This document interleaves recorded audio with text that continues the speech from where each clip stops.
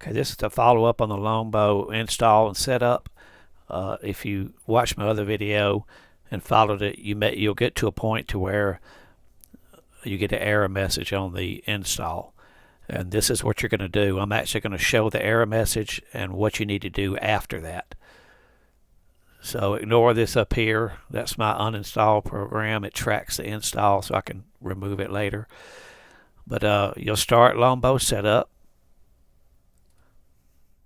You can keep the default folder, and you see it creates a shortcut. You can close this now. I'm going to stop my uninstall. Okay, so you'll double click this. You can leave all this blank for now, and then come over here to management, and you're going to click download dedicated server files. It's going to ask you where. This is where your dedicated server is going to be located. I'm going to create a new folder.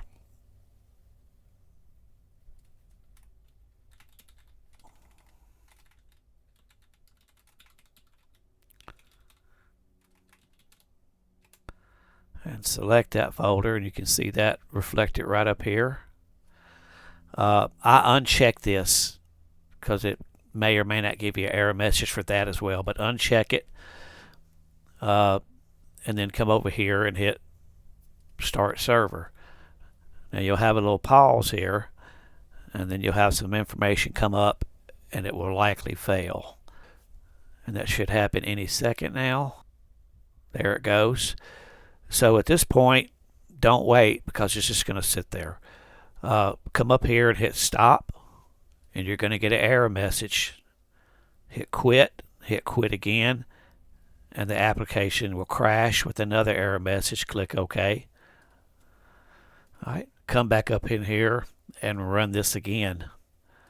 Now you'll have to set everything back up because it didn't save it. So come to management, undo, use plug and play, and then hit download dedicated server files. Choose the same location you did before, and you're going to get an error message. Just click OK. Come up here and hit start server.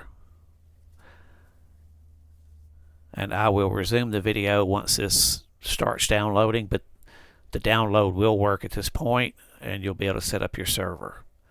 Okay, so now it's complete, and the server failed to start, and the reason that is we don't have it set up with our information, and we don't have a level selected. So what I can do is I can show you that right quick, which I also showed in the last video. But if you give it a name,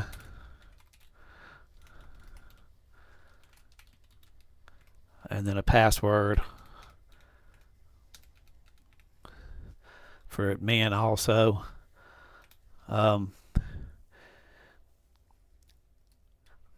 using port 2004 because I have a couple of servers. I turn off third person, turn off battle eye because it's a private server with people playing player versus enemy. And then you'll come down here and select scenario. Just start simple with the plain vanilla Everon map. Hit select, and you can see it's down here now. And then you should be able to, I'll clear the log so we can see it start the server.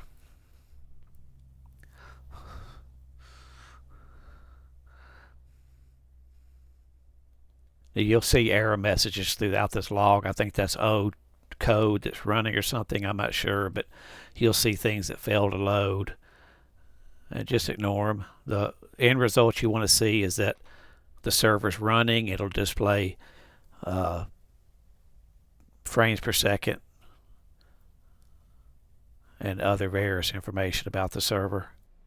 Okay, and after you've waited and everything's loaded, you're going to see error messages and things that failed to load. I'm assuming that's just old or bad code. Just ignore it. As long as it's progressing, you'll eventually get to this where it shows the server frames per second, memory used, number of players, etc. So the server is running at this point, and I will show you here by going to Reforger.